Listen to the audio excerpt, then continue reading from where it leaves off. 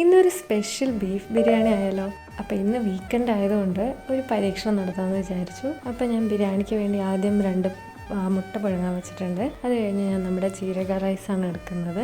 അതൊന്ന് നന്നായിട്ട് ക്ലീൻ ചെയ്ത് കുതിർക്കാനായിട്ട് വെച്ചു. അത് കഴിഞ്ഞ് ഞാൻ നമ്മുടെ ബീഫിന് വേണ്ടിയിട്ട് വെളുത്തുള്ളിയും ഇഞ്ചിയൊക്കെ പേസ്റ്റാക്കി എടുത്തിട്ടുണ്ട്. പിന്നെ നമുക്ക് ബിരിയാണിക്കും ബീഫിനൊക്കെ വേണ്ടിയിട്ട് സവാള നല്ല നൈസായിട്ട് കട്ട് ചെയ്ത് മാറ്റി വെച്ചു. അത് കഴിഞ്ഞ് നമ്മുടെ ബീഫ് വൃത്തിയാക്കി എടുത്ത് കുക്കറിലിട്ട് ഉപ്പും മഞ്ഞൾപ്പൊടിയും മുളക് പൊടിയും മീറ്റ് മസാലയും ഒക്കെ ഇട്ട് കൈ കൊണ്ട് നന്നായിട്ട് തിരുമ്മി കുറച്ച് വെള്ളം കൂടെ ഒഴിച്ചിട്ട് വേവിക്കാനായിട്ട് വെച്ചു.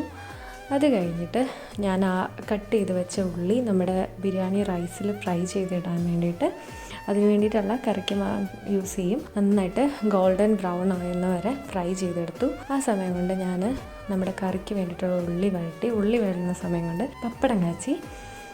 അത് കഴിഞ്ഞ് നമ്മുടെ വെന്ത് വന്ന ബീഫ് വെള്ളത്തോടെ അല്ലാണ്ട് ബീഫ് മാത്രമായിട്ടെടുത്ത് കുറച്ച് വെളിച്ചെണ്ണയിൽ ഞാനൊന്ന് റോസ്റ്റ് ചെയ്തെടുക്കുവാണ്. ബീഫ് സ്റ്റോക്ക് മാറ്റി വെച്ചിട്ടുണ്ട്.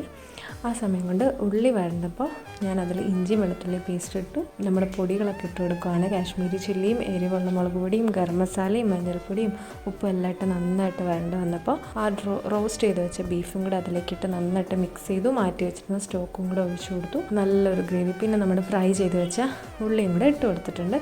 അപ്പം നല്ലൊരു തിക്ക് ഗ്രേവി ആയിട്ട് തന്നെ വന്നിട്ടുണ്ട്.